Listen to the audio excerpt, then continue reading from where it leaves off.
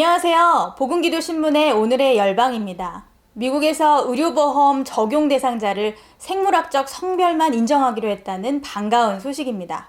비정상적인 것이 정상화가 되는 것, 너무나 당연한 이야기인데요. 이 사실이 반가운 것은 미국 사회가 젠더 이데올로기라는 성 정체성의 혼란에 빠져 있다가 조금씩 깨어나는 모습을 보이고 있기 때문입니다.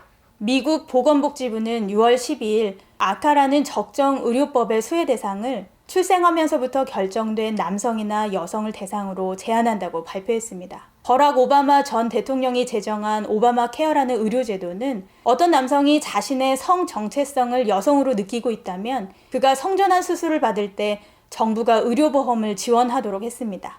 그런데 이번 도널드 트럼프 대통령이 성적 정체성을 기준으로 보건의료 혜택을 제공하던 이전의 방침을 깨고 생물학적 성별만을 적용하기로 한 것이죠. 건전한 성윤리를 부르짖던 사람들에게 더없이 반갑고 감사한 소식입니다. 적정의료법이라고 불리는 제1557조는 오바마 정부가 만든 규정인데요. 정부 재원이 투입되는 보건 프로그램에 인종이나 피부색, 출신, 성별, 나이, 장애 등을 이유로 차별하면 안 된다고 규정했습니다. 다시 말해 트랜스젠더 시술을 원하는 사람들이 자신이 성 정체성 때문에 차별을 느끼지 않도록 수술 비용을 비롯해 각종 치료에서 정부가 의료비에 보험 혜택을 받도록 의무화한 것입니다. 그러나 이번 트럼프 행정부가 성적 정체성이 아닌 생물학적 성별만을 인정하겠다면서 성전환 수술에 더 이상 의료보험 혜택을 제공하지 않겠다는 것인데요. 이는 비정상화되었던 의료체계를 정상화시키는 조치로 평가됩니다. 이번 미국 트럼프 정부의 결정은 젠더 이데올로기에 편승해 성혁명으로 세상을 변화시키겠다는 사람들에게 매우 충격적인 소식이 될 것입니다. 특히 서구 사회의 성혁명에 따른 사회를 바람직한 사회로 여기며 우리 사회를 뒤바꾸고 싶어하는 성혁명을 주장하는 사람들에게 따끔한 소식이 될 것으로 여겨집니다. 한편 이번 1557조 적용 대상이 바뀌면서 국가 재정으로 지원해온 성전환 수술에 따른 경비나 부작용도 크게 줄어들 것으로 보입니다. 지난 2018년에 실시된 미국 내 성전환 수술 건수는 2000년부터 2014년까지 무려 4배나 증가했다고 합니다. 영국에서도 지난 10년간 성전환 건수가 무려 3200%나 증가했는데요. 최근 들어 성전환을 후회하는 트랜스젠더가 증가하고 있는 것으로 나타났습니다. 미국이 계속 하나님이 주신 생명을 존중하고 지키는 방향으로 회복될 수 있도록 기도해 주세요.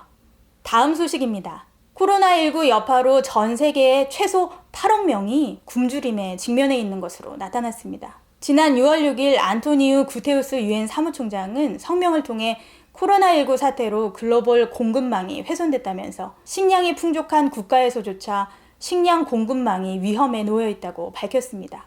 그는 최소 8억 2천만 명이 굶주림에 시달리고 있다고 추정했는데요. 이 가운데 5살 미만 어린이가 1억 4,400만 명으로 추정됐습니다. 이것은 전 세계 어린이의 5명 중 1명은 기아 상태에 있는 셈이죠. 구테우스 총장은 코로나19 위기로 올해 들어서만 4,900만 명이 추가로 극심한 빈곤 상태에 빠지게 될 것이라면서 식량과 영양분을 공급받지 못하는 규모가 빠르게 늘어나고 있기 때문에 즉각적인 조치가 취해지지 않으면 수억 명이 장기적인 충격을 받게 될 것이라고 지적했습니다.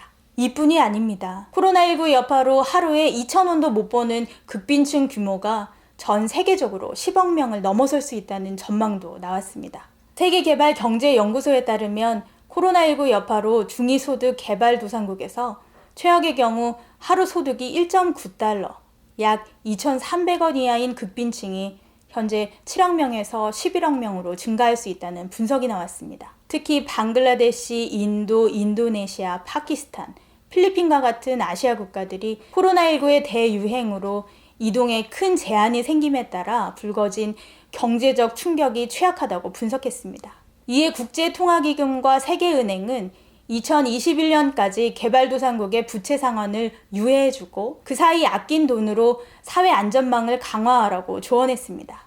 하지만 사회안전망이 끝을 알 수 없는 코로나 사태 속에서 얼마나 큰 해결책이 될지는 미지수입니다. 잠언은 의인은 가난한 자의 사정을 알아주나 악인은 알아줄 지식이 없다고 말씀하고 있습니다.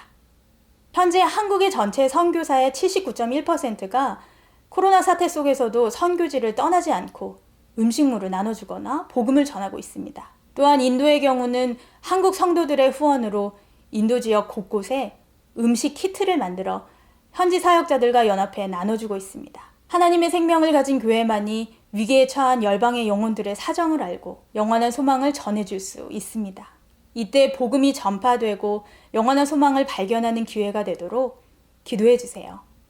감사합니다.